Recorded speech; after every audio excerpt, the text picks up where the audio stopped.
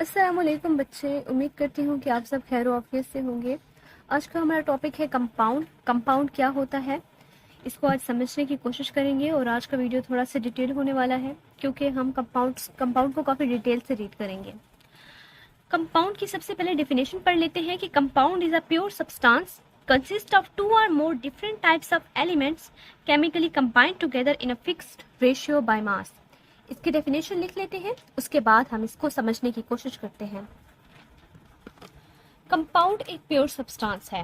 Pure substance क्या होता है ये मैं आपको पहले भी बता चुकी हूँ लेक्चर में। इसकी पूरी वीडियो डिटेल में मौजूद है। इंशाल्लाह मैं आपको उसका लिंक नीचे सेंड कर दूंगी, आप उसको देख लीजिएगा। Consist of two or more different types of element, जिसमें दो या दो से ज़्यादा क्या मौजूद होते हैं, एलिमेंट्स मौजूद होते हैं। एलिमेंट्स का भी कॉन्सेप्ट मैं आपको दे चुकी हूँ, जो कि केमिकली कंबाइंड होते हैं। अब केमिकली कम्बिनेशन क्या होती है इसको समझने की कोशिश करेंगे। In a fixed ratio, fixed ratio का वैसे आपको कॉन्सेप्ट पता होगा क्योंकि मैंने आपको एलिमेंट वाले टॉपिक में बहुत डिटेल से बताया था कि फिक्स्ड रेशियो क्या होती है। बाय मास, लेकिन मास के साथ फिक्स्ड रेशियो। अब इस कॉन्सेप्ट को हम डिटेल से समझने की कोशिश करते हैं। प्योर सब्सटेंस जो है इसका कंसेप्ट हम थोड़ा यहाँ भी ले लेते हैं कि प्योर सब्सटेंस असल में होता क्या है। वैसे मेरे इस पे पूरी वीडियो मौजूद है, आप वो देख सकते हैं, डिटेल में मौजूद है, जिसमें मैंने हर चीज़ क्लियर करवाई है। अब प्योर सब्सटेंस क्या होता है, अगर आप किसी भी दुकान से फॉर एग्जांपल मिल्क लेते हैं, ठीक है, आपने इस दुकान से मिल्क लिया और आपने कहा कि वाओ ये मिल्क तो बहुत ज़्यादा फ्रेश है, ये तो बिल्कुल प्योर होगा, ठीक है, ये मिल्क बिल्कुल खालिस है, सही। यही मिल्क जो है आप लेके गए केमिस्ट के पास और आपने उस केमिस्ट को यही मिल्क दिखाया और उसको कहा कि ये देखें ये मिल्क तो बिल्कुल प्योर है। वो कहेगा कि हाँ मिल्क फ्रेश तो है लेकिन मिल्क प्योर नहीं है, क्योंकि केमिस्ट की नज़र में प्योरिटी की डेफिनेशन कुछ और ही होती है, ठीक है। आप केमिस्ट्री में जो है प्योर की डेफिनेशन कुछ और ही समझेंगे कि प्योर सब्सटेंस क्या होता है। अब हमारी नज़र में तो यही है ना कि प्योर सब्सटेंस वो है जिसमें मिलावट ना हो, जो बिल्कुल साफ हो, बिल्कुल खालिस हो, बिल्कुल फ्रेश हो, ताज़ा हो। लेकिन हम यह केमिस्ट्री की लैंग्वेज में प्योरिटी की क्या डेफिनेशन समझते हैं या क्या इसका कॉन्सेप्ट है प्योर सब्सटेंस का, वो यहाँ देख लेते हैं। तो प्योर सब्सटेंस अब केमिस्ट की नज़र में क्या है, यहाँ से हम समझते हैं कि प्योर सब्सटेंस से मुराद है कि जिसमें एक ही टाइप के पार्टिकल्स हों, ठीक है, एक ही टाइप के क्या हो, पार्टिकल्स हों, एक ही टाइप के पार्टिकल्स हों, वो क्या कहलाता है, प्योर सब्सटेंस कहलाता है।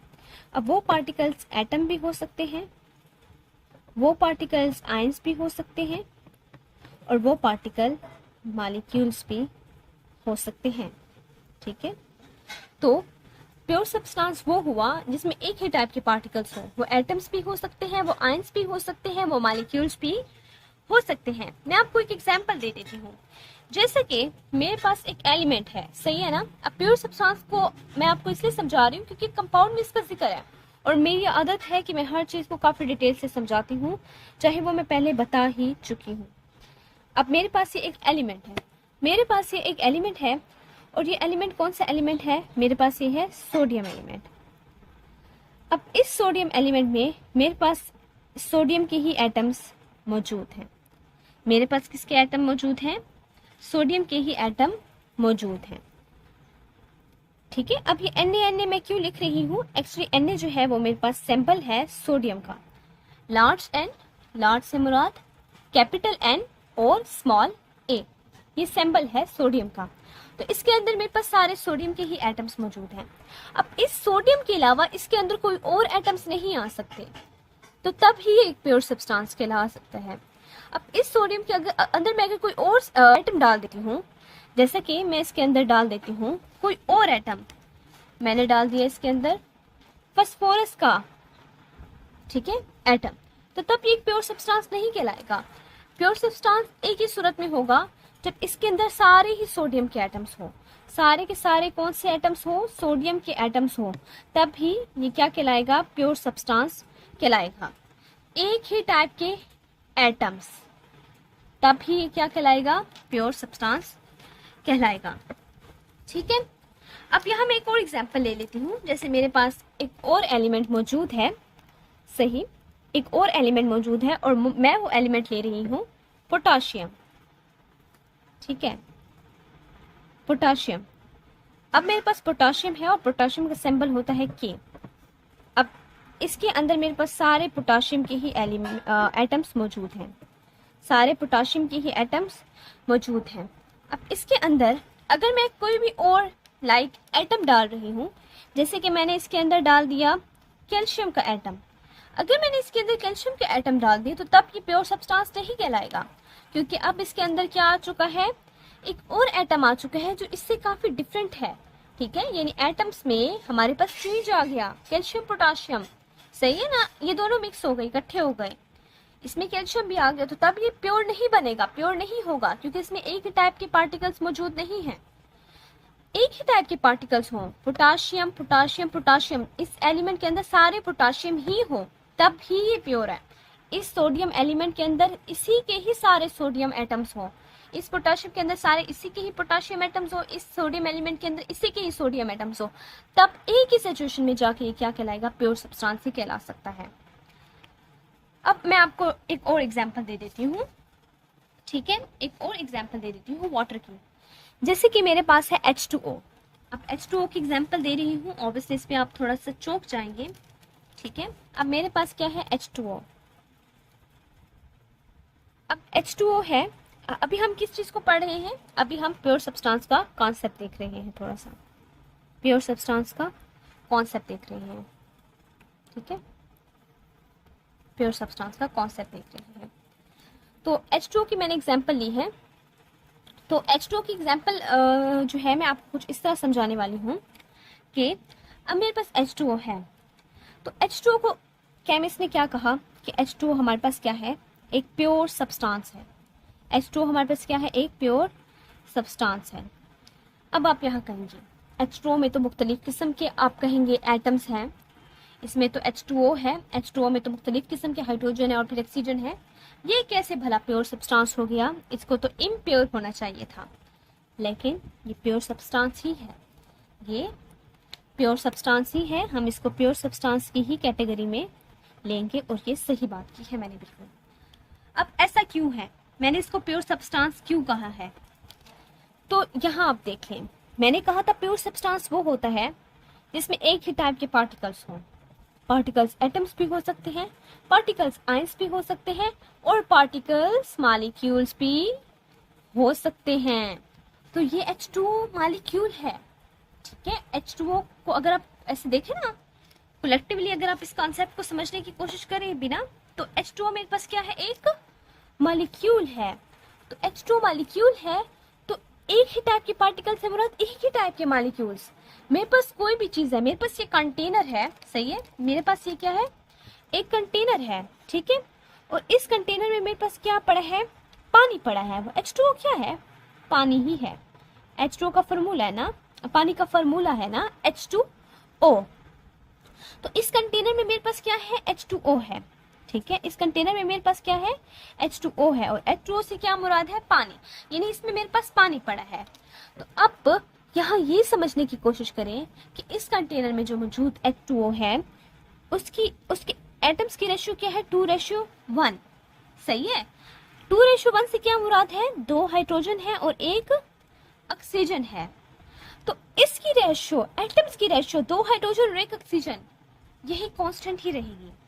चाहे आप इस कंटेनर का पानी देख लें, चाहे आप किसी लेक से पानी उठा लें, चाहे आप किसी कुएं से पानी उठा लें, चाहे आप किसी समंदर से पानी उठा लें, चाहे आप बारिश का पानी उठा लें, एक्सेट्रा, कहीं से भी पानी उठा लें, झील से उठाएं, कुएं से उठा लें, रिवर से उठा लें, दरिया से उठा लें, बारिश का पानी उठा लें, समंदर का पानी उठा लें, जहां से भी पानी उठाएंगे ना, उसमें हमेशा रेशियो जो है, उसमें हमेशा एटम्स जो हैं वो 2 हाइड्रोजन के होंगे और 2 ऑक्सीजन के होंगे।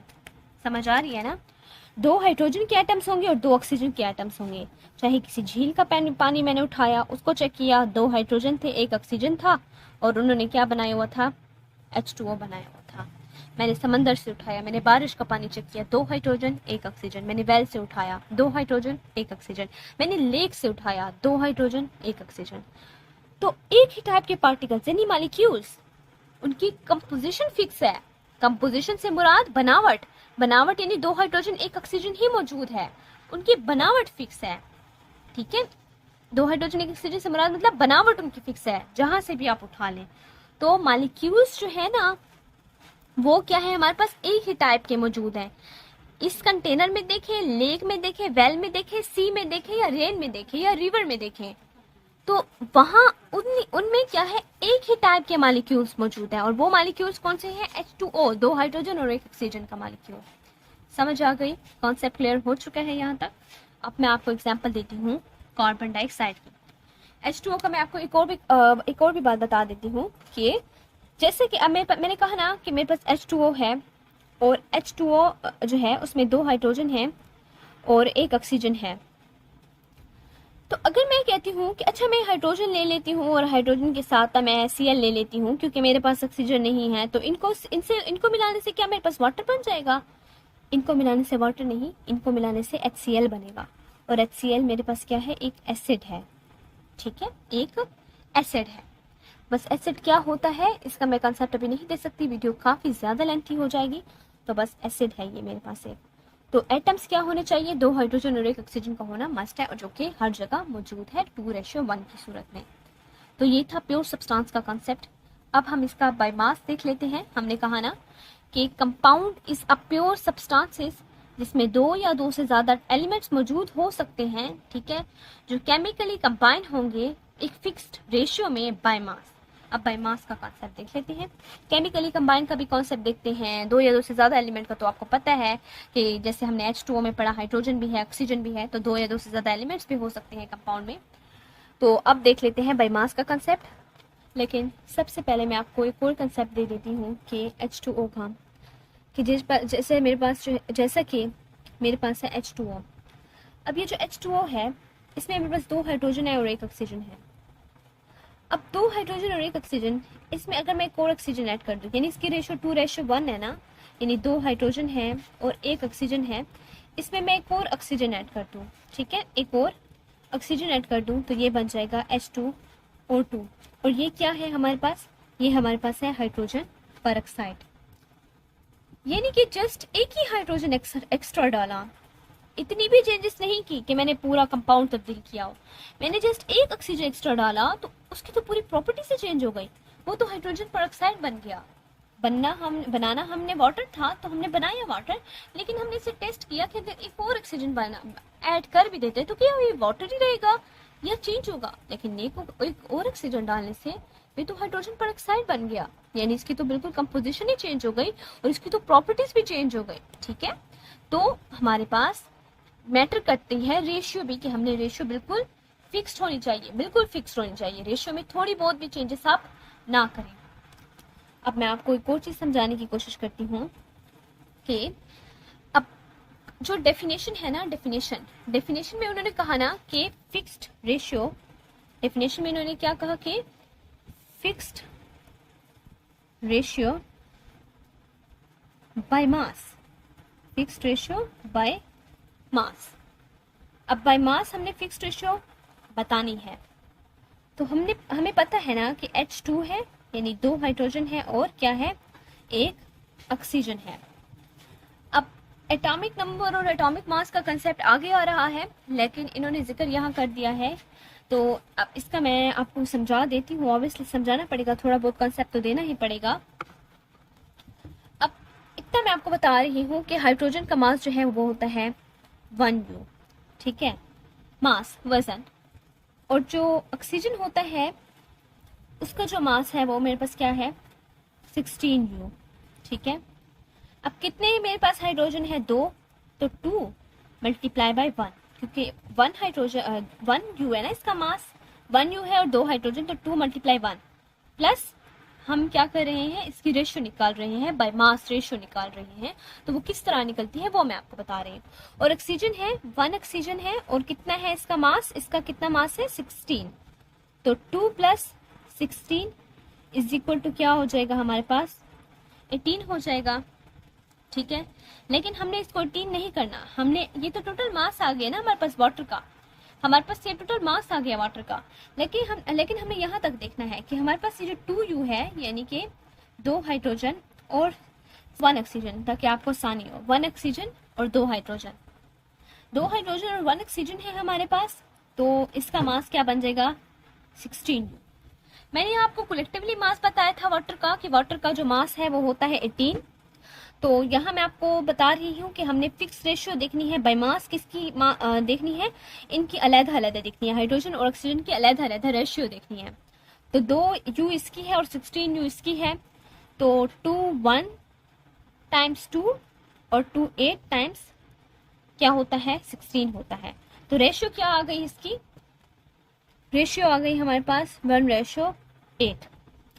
तो 1:8 आ गई। तो यहाँ मैंने आप कहेंगे आप यहाँ मैम ने 18 क्यों लिखा था, तो 18 टोटल जो है हमारे पास H2O जो है उसका मास है, H2O का टोटल मास है। लेकिन यहाँ हमने रेशियो देखनी थी, तो मैंने आपको मास निकालना भी सिखा दिया है और मैंने आपको रेशियो निकालना भी सिखा दी है, कि जैसे 216 यहाँ आया था, तो 2 हाइड्रोजन का और ये जो 16 U है वो ऑक्सीजन का, और इसकी रेशियो 2 1 टाइम्स 2 और 2 8 टाइम्स 16, यानी टेबल ले गए हैं इस पे। तो हमारे पास 1:8 आ गई। तो ये 1:8 क्या आ गई, ये आ गई रेशियो बाय मास। मास यानी इसकी रेशियो हमेशा इतनी ही रहेगी। किसकी रेशियो हमेशा इतनी ही रहेगी, H2O की।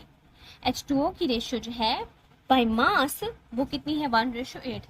अब ये आप रिवर का उठाएं, लेक्स का उठाएं, सी का उठाएं, वेल का उठाएं, जहां का भी आप पानी उठाएं उसकी रेशियो क्या होगी 1:8 ही होगी। ठीक है, 1:8 ही होगी। तो ये आ गया हमारे पास 1:8 का कंसेप्ट। अब मैं आपको बता देती हूँ कार्बन डाइऑक्साइड के एग्जांपल से भी मैं आपको कंपाउंड का कंसेप्ट समझा देती हूँ। तो ये हमने देखा कि वाटर एक प्योर सब्सटेंस है। क्या देखा, वाटर एक क्या है, प्योर सब्सटेंस है, बिल्कुल प्योर सब्सटेंस है, इसमें कोई शक भी नहीं है। वाटर एक प्योर सब्सटेंस है और वाटर की जो फिक्स्ड रेशियो बाय मास है वो कितनी है, फिक्स्ड रेशियो बाय मास जो है वो वाटर का हमारे पास है, फिक्स्ड रेशियो बाय मास जो है वो वाटर का है, वो हमारे पास कितना है 1:8 है। सही, 1:8 है। और अब हमने क्या कहा कि ये क्या है, कंसिस्ट ऑफ 2 और more different types of element. बिल्कुल डिफरेंट टाइप्स ऑफ एलिमेंट भी मौजूद हैं, 2 और more different types of elements, बिल्कुल 2 और more different types of elements भी मौजूद है इसमें। और केमिकली कंबाइन है, केमिकली कंबाइन का कॉन्सेप्ट भी देखते हैं, लेकिन उससे पहले मैं आपको एक कार्बन डाइऑक्साइड की एग्जांपल समझा देती हूँ। अच्छा, हम वाटर का कॉन्सेप्ट देख रहे थे कि रिवर से ले, लेक से ले, हमारे पास रेशियो कांस्टेंट ही रहेगी। इसी तरह हम कार्बन डाइऑक्साइड की अब एग्जांपल ले रहे हैं कि कार्बन डाइऑक्साइड भी हमारे पास क्या है, एक कंपाउंड है। ठीक है, कार्बन डाइऑक्साइड भी हमारे पास एक क्या है, कंपाउंड है। और कार्बन, हमने कहा कार्बन डाइऑक्साइड भी हमारे पास एक कंपाउंड है। ठीक है, अब कार्बन डाइऑक्साइड एक कंपाउंड है, तो इसमें क्या है, एक कार्बन है और 2 ऑक्सीजन मौजूद है। ठीक है, अच्छा, एक कार्बन और 2 ऑक्सीजन। अब मैं एक टेस्ट परफॉर्म कर रही हूँ, क्या परफॉर्म कर रही हूँ, एक टेस्ट परफॉर्म कर रही हूँ। क्या वाकई कार्बन डाइऑक्साइड एक कंपाउंड है, प्योर सब्सटेंस है? पहले मैं चेक करूंगी कि क्या वाकई कार्बन डाइऑक्साइड एक प्योर सब्सटेंस है भी कि नहीं। ठीक है, क्या वाकई कार्बन डाइऑक्साइड एक प्योर सब्सटेंस है? तो उस टेस्ट के लिए आप सब में से रेडी हो जाए। कार्बन डाइऑक्साइड को हम मुख्तलिफ तरीकों से बना सकते हैं, लेकिन जो मेन 3 तरीके हैं जो मैं आपके साथ डिस्कस करने वाली हूँ, हम उन्हीं तरीकों से कार्बन डाइऑक्साइड को प्रिपेयर करने की कोशिश करते हैं। कोक, शायद आपने वर्ड पहले सुना हो। कोक जो है हमारे पास किसको कहते हैं, कोक जो है, यहाँ मैं अपना नेम लिख लेती हूँ, देन मैं आपको एक्सप्लेन करने की कोशिश करती हूँ। कोक हमारे पास क्या होता है, कोक हमारे पास एक ग्रेश ब्लैक सब्सटेंस होता है। ठीक है, एक ग्रे ब्लैक सब्सटेंस होता है। ठीक है, और ये जो ग्रेश ब्लैक सब्सटेंस होता है ये किससे बनता है, ये कोक जो है ये कार्बन से बनता है। किससे बनता है, ये कार्बन से बनता है। ठीक है, अब ये कार्बन से बनता है, हम इस कोक को किससे बनाते हैं, कार्बन से बनाते हैं। इसका कलर क्या होता है, ग्रेश ब्लैक सब्सटेंस एक होता है हमारे पास। जब हम इसी कोक को बर्न करते हैं, ठीक है, जब हम इसी कोक को बर्न करते हैं तो इसको बर्न करने से हमारे पास क्या प्रोड्यूस होती है, कार्बन डाइऑक्साइड प्रोड्यूस होती है। यानी कि कार्बन डाइऑक्साइड को प्रोड्यूस करने का एक तरीका ये भी है कि हम कोक को ऑक्सीजन, यानी कि हम कोक को क्या करें, बर्न करें, तो हमारे पास क्या प्रोड्यूस हो जाएगी, कार्बन डाइऑक्साइड प्रोड्यूस होगी। अब यहाँ हम चेक करते हैं कि कार्बन डाइऑक्साइड में एक कार्बन, हमने कहा ना कार्बन डाइऑक्साइड में ना हमेशा एक कार्बन होगा और 2 ऑक्सीजन होंगे, ये होगा, ठीक है ना। तो अब हम यहाँ देखते हैं कि क्या कार्बन डाइऑक्साइड में एक कार्बन और 2 ऑक्सीजन है भी सही कि नहीं। तो देख लेते हैं, बिल्कुल यहाँ एक कार्बन भी मौजूद है और 2 ऑक्सीजन भी मौजूद है। तो मतलब यहाँ कार्बन डाइऑक्साइड की रेशियो यही है जो कि हमारे पास असल कार्बन डाइऑक्साइड की रेशियो होती है। यहाँ भी यही रेशियो आई है हमारे पास। अब हम कार्बन डाइऑक्साइड को बनाते हैं एक दूसरे तरीके से, कि मेरे पास एक लाइमस्टोन है, ठीक है, जिसको हम कहते हैं कैल्शियम कार्बोनेट, ठीक है, इसका नाम क्या है, लाइमस्टोन है, ये कंपाउंड है, ठीक है। इसको हम हीट करते हैं, ठीक है, मतलब हम इसको क्या देते हैं, हीट देते हैं, और हीट देने से हमारे पास क्या प्रोड्यूस होते हैं, कैल्शियम ऑक्साइड प्रोड्यूस होती है, और क्या प्रोड्यूस होते हैं, कार्बन डाइऑक्साइड प्रोड्यूस होते हैं। कैल्शियम ऑक्साइड प्रोड्यूस हुआ कंपाउंड और कार्बन डाइऑक्साइड प्रोड्यूस हुआ कंपाउंड, ठीक है ना। अब यहाँ देखते हैं कि यहाँ जो कार्बन डाइऑक्साइड प्रोड्यूस हुआ, हमारा मेनली कंसर्न जो है वो कार्बन डाइऑक्साइड से, तो कैल्शियम कार्बोनेट और कैल्शियम ऑक्साइड इसको इतना सोचने की जरूरत नहीं है, जैसे कार्बन डाइऑक्साइड पे फोकस करना है। हमारा जो मेन प्रोडक्ट है वो हमें क्या चाहिए, कार्बन डाइऑक्साइड चाहिए, जो कि हमें यहाँ भी मिला और जो कि अभी हमें यहाँ भी मिला। तो यहाँ क्या रेशियो है, यहाँ भी रेशियो क्या है, एक कार्बन है और क्या है, 2 ऑक्सीजन है, एक कार्बन और 2 ऑक्सीजन मौजूद है, ठीक है। तो यहाँ भी यही रेशियो है, यहाँ भी यही रेशियो है, और हमारे पास जो मेन प्रोडक्ट है जो हमने लिया हुआ है, जो हमारे पास स्टैंडर्ड है, ठीक है, हमने कहा एक कार्बन और 2 ऑक्सीजन आने चाहिए, यहाँ भी एक कार्बन 2 ऑक्सीजन, यहाँ भी एक कार्बन 2 ऑक्सीजन। तो क्या चीज़ आपने सोचा, एक और भी एग्जाम्पल देख लेते हैं, फिर हम सोचने की बात करते हैं कि अगर आप ना कार्बन डाइऑक्साइड को प्रोड्यूस करवाना चाहते हो ना, तो आप कैल्शियम कार्बोनेट को ना आप हाइड्रोक्लोरिक एसिड के साथ भी रिएक्ट करवा सकते हो, तब भी आपके पास क्या प्रोड्यूस होगी, कार्बन डाइऑक्साइड प्रोड्यूस होगी, और उसकी रेशियो भी एक कार्बन और 2 ऑक्सीजन ही होगी, ठीक है। तो जिस मेथड से भी प्रोड्यूस करवा रहे हैं, एक कार्बन और 2 ऑक्सीजन निकल रही है, ठीक है। तो इसकी रेशियो क्या है, फिक्स्ड है, इसकी रेशियो क्या है, फिक्स्ड है। इसके एटम्स में हमेशा एक कार्बन और 2 ऑक्सीजन ही आते हैं, ठीक है। तो मतलब कार्बन डाइऑक्साइड एक प्योर सब्सटेंस है। तो टेस्ट क्या हो गया हमारे पास, पॉजिटिव आ गया, टेस्ट हमारे पास क्या आ गया, पॉजिटिव आ गया कि कार्बन डाइऑक्साइड हमारे पास क्या है, एक प्योर सब्सटेंस है। अब हम इसकी रेशियो देख लेते हैं। अब ऑब्वियसली एक कार्बन 2 ऑक्सीजन हर जगह मौजूद है, तो रेशियो भी फिक्स्ड ही होगी, रेशियो फिक्स्ड है, यानी कार्बन डाइऑक्साइड की हम लोग देख लेते हैं, एक कार्बन और 2 ऑक्सीजन। अब कार्बन में जो है उसका मास हमारे पास क्या होता है, 12 U, और जो ऑक्सीजन है वो हमारे पास कितना है, ऑक्सीजन हमारे पास, चलो प्लस नहीं करते इसका, कलेक्टिवली मैं आपको नहीं बताती, चलो H2 का तो बता दिया था, अब 2 है इसका, ठीक है। अब ऑक्सीजन कितने हैं, ऑक्सीजन का मास कितना है, 16, इसका 12 U और 2 6 टाइम्स कितना होता है, 12 होता है, तो हमारे पास आ जाएगा 32 U। इनकी रेशियो ले लेते हैं, तो इनकी रेशियो किस तरह आएगी, हम सबसे पहले 2 वाला टेबल लेके चले जाते हैं, 2 6 टाइम्स 12 होता है, 2 1 टाइम 2 कैरी आ जाएगा, और 2 6 टाइम्स 12 हो जाएगा, और 2 3 टाइम्स 6 होता है, और 2 8 टाइम्स 16 होता है। तो क्या रेशियो हमारे पास आ गई, 3:8। यहाँ भी इसकी रेशियो 3:8, यहाँ भी, और मेन तो स्टैंडर्ड लिया हुआ था। तो इसकी रेशियो हर जगह क्या रहेगी, 3:8 ही रहेगी। इसकी हर जगह रेशियो क्या रहेगी, 3:8 ही रहेगी, जो कि क्या एक रेशियो है, एक फिक्स रेशियो है, जो क्या है, एक फिक्स रेशियो है, ठीक है। जिस तरह वाटर की 1:8 आई थी, इस तरह कार्बन डाइऑक्साइड की क्या है, 3:8। अब प्योर सब्सटेंस का कॉन्सेप्ट समझ लिया, फिक्स रेशियो बाय मास, मैं यहाँ बाय मास भी लिख लेती हूँ, ये क्योंकि हमने मास से लिया, मास ही लिया ना हमने, तो मास से हमने इसकी रेशियो भी निकाल ली है। अब हम आ जाते हैं एक और कॉन्सेप्ट पे, और वो है chemically combined together. Chemically combined together से क्या मुराद है, इसको समझने की कोशिश करते हैं। आई होप आपको यहाँ तक अच्छे से समझ आ गया होगा। अच्छा बच्चे, आपने क्या बनाना है, फॉर एग्जाम्पल, अच्छा मैं आपको क्या कंसेप्ट आप दे रही हूँ, मैं आपको कंसेप्ट दे रही हूँ केमिकली कम्बिनेशन। केमिकली कम्बिनेशन क्या होता है, केमिकली कंबाइन, वर्ड क्या यूज हुआ है डेफिनेशन में, केमिकली कंबाइन। अब केमिकली कंबाइन का क्या मतलब होता है, मेरे पास क्या है, वाटर है, मैंने क्या बनाना है, मुझे किसी ने कहा कि चलें आप क्या बना दें, मुझे वाटर बना दें, ठीक है। तो आपको क्या लगता है कि वाटर कैसे बनता होगा, ठीक है। अच्छा आपको क्या लगता होगा कि वाटर कैसे बनता होगा, मुझे यूँ लगता है कि आप बच्चे यूँ समझते हैं कि वाटर कैसे बनावट होती है। मैं आपकी सोच बताती हूँ आपको पहले, कि शायद आपको लगता हो कि वाटर किस तरह बनता है। ठीक है, अब मेरे पास दो बॉक्स हैं। एक बॉक्स है उसमें मेरे पास क्या है, H2 है, ठीक है, H2 है, और दूसरा जो बॉक्स है उसमें मेरे पास क्या है, O2 है। दूसरा बॉक्स है उसमें मेरे पास क्या है, O2 है। अच्छा, इसमें O2 है और उसमें H2 है। अब इन दोनों को मैं क्या कर देती हूँ कि आओ मैं तुम दोनों को क्या कर दूँ, इकट्ठा कर दूँ, एक ही बॉक्स में तुम दोनों आ जाओ।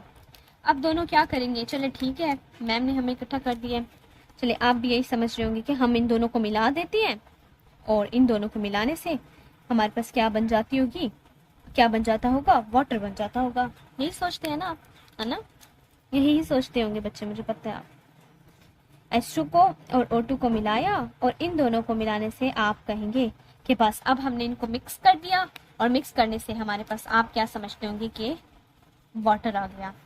क्या आप यही सोचते हैं? तो अगर आप यही सोचते हैं तो बिल्कुल गलत सोचते हैं, ऐसा नहीं है।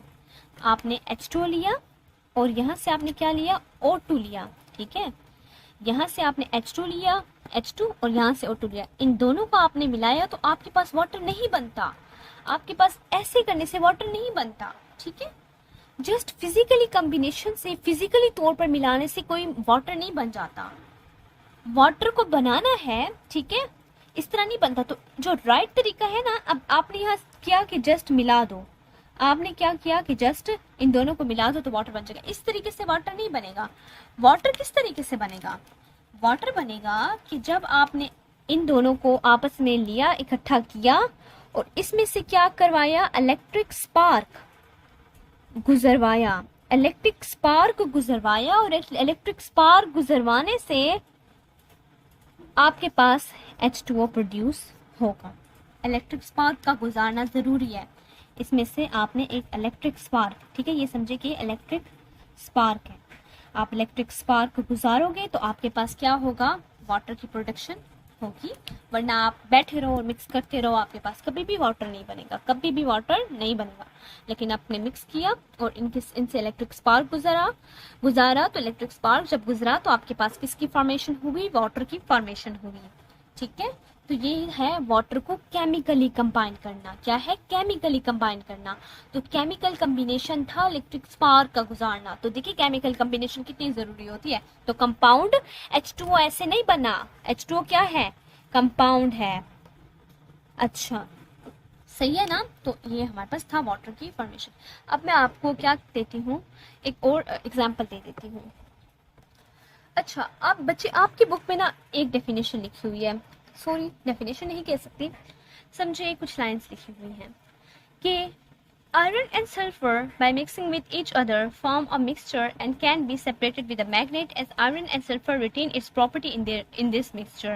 When iron and sulfur are strongly heated, they react with each other and lose their properties and form a compound, iron sulfide. They cannot be separated with a magnet.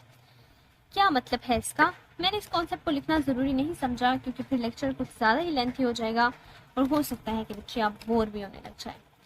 Bore तो नहीं हो जाते लेक्चर से, ये भी बता दीजिएगा, ठीक है। मेरे पास है एक, समझिए कोई भी प्लेट, एक एक्सपेरिमेंट कर रहे हैं हम, और उस एक्सपेरिमेंट में आप भी मेरे साथ हैं, ठीक है, आप भी मेरे साथ एक्सपेरिमेंट परफॉर्म कर रहे हैं। अच्छा, एक मैंने क्या लिया, एक मैंने लिया आयरन, ठीक है ना, ये मेरे पास क्या है, आयरन है, ठीक है, ये मेरे पास क्या है, आयरन है। मैंने आयरन लिया, ठीक है, इसको समझना बहुत ज़रूरी है। ये मेरे पास है आयरन, ठीक है, आयरन एक एलिमेंट है, आयरन क्या है, एक एलिमेंट है, सही है, आयरन एक एलिमेंट है। और दूसरी साइड पे मैंने क्या लिया, दूसरी साइड पे मैंने फॉर एग्जांपल ले लिया सल्फर, ठीक है। तो सल्फर के लिए कौन सा कलर यूज़ कर लो, बस यही कर लेती हूँ, ग्रीन यूज़ कर लेती हूँ, ठीक है। तो सल्फर भी लिया मैंने, दूसरी साइड पे क्या ले लिया, सल्फर ले लिया, सल्फर, ठीक है। ये है आयरन और ये मेरे पास क्या है, सल्फर है। मैंने सोचा कि मैं आयरन और सल्फर को क्या कर देती हूँ, मिक्स कर देती हूँ। तो मैंने क्या किया, आयरन और सल्फर को क्या कर दिया, मैंने क्या कहा कि आयरन और सल्फर को मैं मिक्स कर देती हूँ। तो मैंने क्या किया, आयरन और सल्फर को मिक्स कर दिया। ये मेरे पास आयरन है और ये मेरे पास सल्फर है और इनको मैंने क्या कर दिया, मिक्स कर दिया। ये मेरे पास सल्फर है और मैंने इसके अंदर क्या डाल दिया, आयरन डाल दिया। ठीक है, अब ये हो गए मिक्स, ये क्या हो गए, मिक्स्ड। अब मैंने इसके ऊपर क्या रख दिया, मैग्नेट रख दिया। क्या रख दिया, मैग्नेट रख दिया। मैं मैग्नेट को कुछ इस तरह बना लेती हूँ। ठीक है, मैग्नेट रख दिया और इस मैग्नेट के जो है, फॉर एग्जांपल मैंने कहा कि 2 पोल्स हैं, ये है 2 पोल्स इसके। मैंने पोल्स कुछ ज़्यादा ही शॉर्ट बना दिए हैं, थोड़े से लंबे बनाती तो आसानी हो जाती। फॉर एग्जांपल इस तरह बना देती हूँ। ये है इसका एन पोल और ये है इसका एस पोल। ठीक है, ये एन पोल है और ये है इसका S pole. North south poles होते हैं ना मैग्नेट के, तो मैंने इसके ऊपर मैग्नेट रख दिया। अब मैंने जिस इसको मिक्स किया हुआ है, अब हमें पता है कि मैग्नेट आयरन को अट्रैक्ट करता है। हमें क्या पता है, हमें पता है कि जो मैग्नेट होता है ना, वो किसको अट्रैक्ट करता है, वो आयरन को अट्रैक्ट करता है। मैग्नेट आयरन को अट्रैक्ट करता है। अब मैग्नेट जो है वो आयरन को अपनी तरफ खींचेगा। ठीक है, तो इस डायग्राम को दोबारा बना लेते हैं। ये मेरे पास प्लेट थी जिसमें पड़ा था मेरे पास आयरन और सल्फर, इन दोनों को मैंने मिक्स कर दिया था, एक किस्म का इन दोनों को मिक्सचर मैंने बना दिया था। और उसके ऊपर मैंने जो है मैग्नेट रखा, और मैग्नेट से क्या हुआ कि ये मेरे पास मैग्नेट है और इसके मैंने 2 बना दिए थे पोल्स। अब मैंने क्या कहा, मैंने मैग्नेट बना लिया है। अब ये जो आयरन है ना, जो कि इसमें पड़ा है, ये ना इस मैग्नेट के ऊपर चिपक जाएगा। ठीक है ना, ये समझिए ये जो आयरन है ना, वो सारा इसके ऊपर चिपक रहा है। ठीक है, वो सारा आयरन जो है इसके ऊपर चिपक रहा है।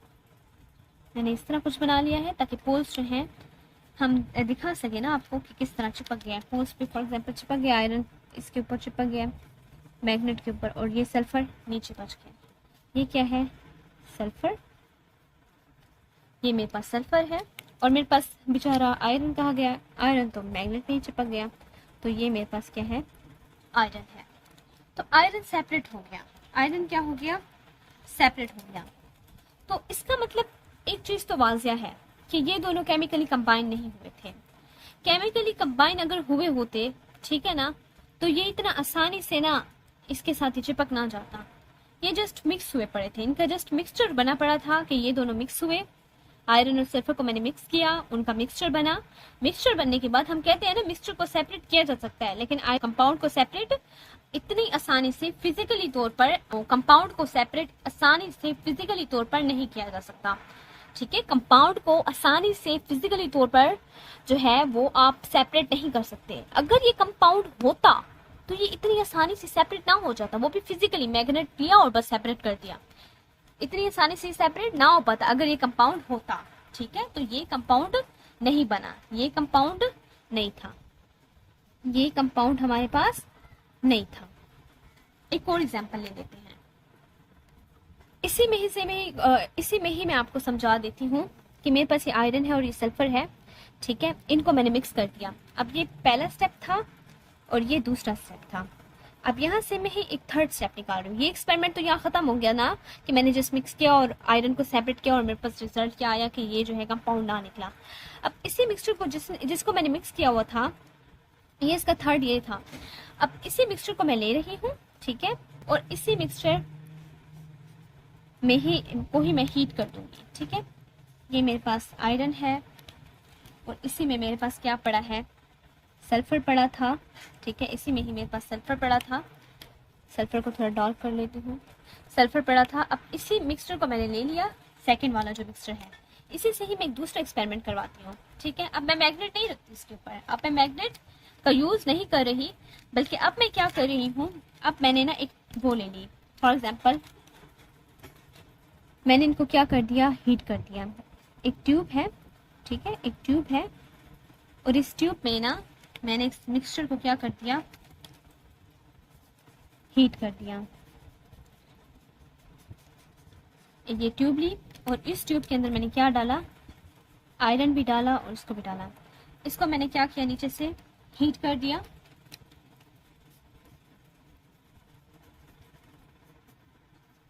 ये हीट है मेरे पास, ठीक है, ये हीट है, और ये जो है वो मिक्सचर है। किसका मिक्सचर है, आयरन का और सल्फर का मिक्सचर है। स्ट्रांगली हीट किया। क्या हीट किया मैंने, स्ट्रांगली हीट किया। यानी टेम्परेचर ज़्यादा रखा, स्ट्रांगली हीटेड। अब स्ट्रांगली हीट करने के बाद मेरे पास जो है ना क्या हुआ कि अब क्या होता है, strongly heating iron and sulphur, एक केमिकल रिएक्शन हो रहा है और एक हमारे पास एक नई चीज बनती है। देखिए बच्चे, हमारे पास क्या बन गया है, स्ट्रांगली हीट करने के बाद आयरन और सल्फर को हमारे पास एक और चीज बन गई है। और इस कंपाउंड को हम क्या नाम देते हैं, इसको हम दे देते हैं आयरन सल्फाइड का नेम। क्या नेम दे देते हैं, आयरन सल्फाइड। स्ट्रांगली हीट करने के बाद आयरन एंड सल्फर के मिक्सचर को हमारे पास आयरन सल्फाइड बना, FeS जिसका सिंबल है, या जिसका सॉरी हम इसको सिंबल तो नहीं कह सकते, सिंबल वर्ड हम एलिमेंट के लिए यूज करते हैं, हम इसको कहते हैं कि ये इसका केमिकल फार्मूला है। ये इसका क्या है, केमिकल फार्मूला है। कंपाउंड की नेमिंग करना क्या कहलाता है, केमिकल फार्मूला कहलाता है। ठीक है, ये इसका केमिकल फार्मूला है हमारे पास। अब ये जो आयरन और सल्फर है, ये जो आयरन सल्फाइड है जो मेरे पास बना है, ये डार्क ब्लैक सॉलिड है। क्या है, डार्क ब्लैक सॉलिड है। ठीक है, अब इसमें ना ही आयरन मौजूद रही कि वो प्रॉपर्टीज, मतलब आयरन सल्फाइड एक न्यू प्रोडक्ट बन गया ना। अब मेरे पास ऊपर देखें, मेरे पास ये वाली जो आयरन थी, ठीक है, इसको मैं इस तरह कर लेती हूँ ना, मेरे पास ये वाली जो आयरन थी बच्चे, ये वाली जो आयरन, वो आयरन इसमें नहीं रही। ठीक है, जो आयरन मेरे पास ये है ना, ये वाली आयरन, वो आयरन अब इस आयरन सल्फाइड में नहीं रही, और जो सल्फर इधर मौजूद थी, इस कंटेनर में मौजूद थी, वो सल्फर इधर भी नहीं रही। ये आयरन सल्फाइड बन चुका है। ये एक डिफरेंट कंपाउंड है, ये एक डिफरेंट चीज है। ये जो आयरन और सल्फर थे, इनकी प्रॉपर्टीज अलग थी और थी। अब ये जो आयरन सल्फाइड बना है, इसकी प्रॉपर्टीज और हैं। मैं आपको कुछ समझाने की कोशिश कर रही हूँ, इसको समझने की कोशिश करें। बहुत ही इंपॉर्टेंट पॉइंट्स बता रही हूँ मैं आपको कि मेरे पास जो आयरन था, ठीक है, मेरे पास जो आयरन था, ठीक है, उसकी प्रॉपर्टीज और थी। उसकी प्रॉपर्टीज इससे क्या है, इस आयरन के साथ अब नहीं मिलेंगी। इस आयरन, क्योंकि अब ये कोर प्रोडक्ट बन चुके हैं, आयरन सल्फाइड एक और चीज है, ये आयरन और चीज थी, ये आयरन और चीज, आयरन सल्फाइड बन चुके हैं अब ये वाला जो आयरन सल्फाइड है ना, अब ये वो आयरन रहा ही नहीं है। बिल्कुल इसी तरह ये जो सल्फर है, ये सल्फर यहाँ अब आयरन सल्फाइड की शक्ल में आ चुके हैं। अब इनकी और कनेक्शन हो चुके हैं, अब इनके और बॉन्ड बन चुके हैं। यहाँ तो ये सेपरेट पड़े थे ना, जस्ट एलिमेंट्स थे, तो यहाँ जो है ये कोर चीज बन चुके हैं, कोर प्रोडक्ट बन चुके हैं, जिसको हमने आयरन सल्फाइड का नेम दे दिया है। तो आयरन की जो प्रॉपर्टीज यहाँ थी वो यहाँ नहीं है, और सल्फर की भी जो प्रॉपर्टीज यहाँ थी वो यहाँ आयरन सल्फाइड में नहीं है। ठीक है, तो हम कह सकते हैं कि अब हम इधर जब मैग्नेट रखते हैं, ठीक है, अब जो हम इधर मैग्नेट रखते हैं, तो फॉर एग्जाम्पल मैंने यहाँ मैग्नेट रख दिया, और इसके मैं पोल्स भी आपको शो करवा देती हूँ, ठीक है, आपके समझने के लिए। इसके मैंने पोल्स बना ली। अब मैंने इसको अट्रैक्ट करवाया, दिस इज मैग्नेट। अब मैंने इसे अट्रैक्ट करवाया, तो अब ये जो है अट्रैक्ट आयरन को नहीं कर पाएगा। ठीक है, अब ये अट्रैक्ट आयरन को नहीं कर पाएगा। तो जो प्रॉपर्टीज यहाँ थी वो आयरन ने लूज कर दी है, सल्फर ने भी अपनी प्रॉपर्टीज लूज कर दी है, और अब ये क्या बन चुका है, एक डार्क ब्लैक सॉलिड बन चुका है। ठीक है, तो कंपाउंड में जब कोई चीज केमिकली कंबाइंड होती है ना, जो चीज केमिकली कंबाइंड होती है वो क्या करती है, अपनी प्रॉपर्टीज लूज कर देती है। ठीक है, जो चीज केमिकली कंबाइंड होती है ना, वो क्या कर देती है, अपनी प्रॉपर्टीज लूज कर देती है। ठीक है, यहाँ हम कुछ पॉइंट्स लिख लेते हैं आपके समझने के लिए। मैं कुछ पॉइंट्स जो हैं उनको कलेक्ट कर रही हूँ ताकि आपको समझने में आसानी हो कंपाउंड का कंसेप्ट। जो कंपाउंड है, ठीक है, उसमें हमने पढ़ा कि हमेशा क्या होती है, केमिकल कम्बिनेशन ऑफ एटम्स होते हैं। यानी इसमें एटम्स जो है उनकी क्या होती है, केमिकल कम्बिनेशन होती है, एटम्स केमिकली कंबाइंड होते हैं।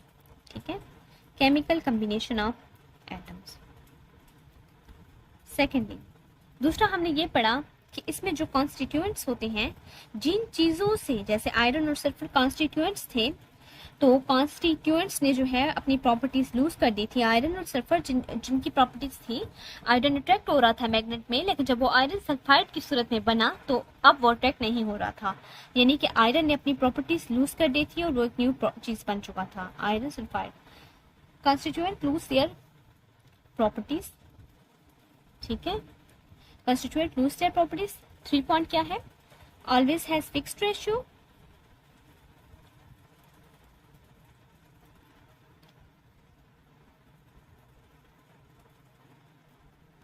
Always has fixed ratio by मास, ठीक है। Number 4 point, component of compounds cannot be separated, components of compound cannot be separated,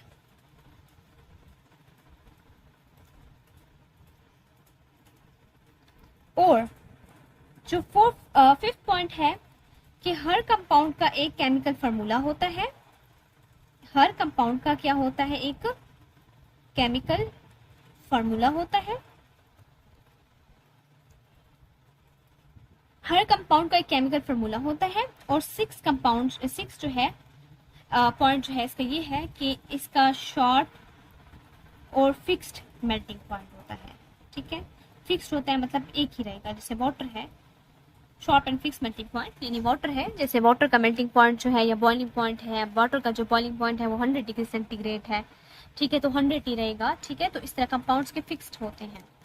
अब केमिकल फार्मूला जो है मैंने यहाँ नेम लिया है, तो ऑब्वियसली मैं आपको कुछ केमिकल कंपाउंड्स ऐसे हैं, ठीक है ना, कुछ कंपाउंड्स जो हैं उनकी मैं आपको पिक्चर दिखा रही हूँ, सम कॉमन कंपाउंड्स हैं और उनके कुछ केमिकल नेम्स हैं, उनके कुछ फार्मूलाज हैं, वो मैं आपको दिखा रही हूँ, जिनमें बेकिंग सोडा है, ब्लीचिंग पाउडर है, कॉस्टिक सोडा है। अब बेकिंग सोडा है उसका केमिकल नेम है सोडियम बाइकार्बोनेट और उसका जो केमिकल फार्मूला है वो है NaHCO3। इस तरह ब्लीचिंग पाउडर है उसका जो है केमिकल नेम है कैल्शियम हाइपोक्लोराइड और इसका जो केमिकल फार्मूला है CaOCl और ब्रैकेट के बाहर भी Cl।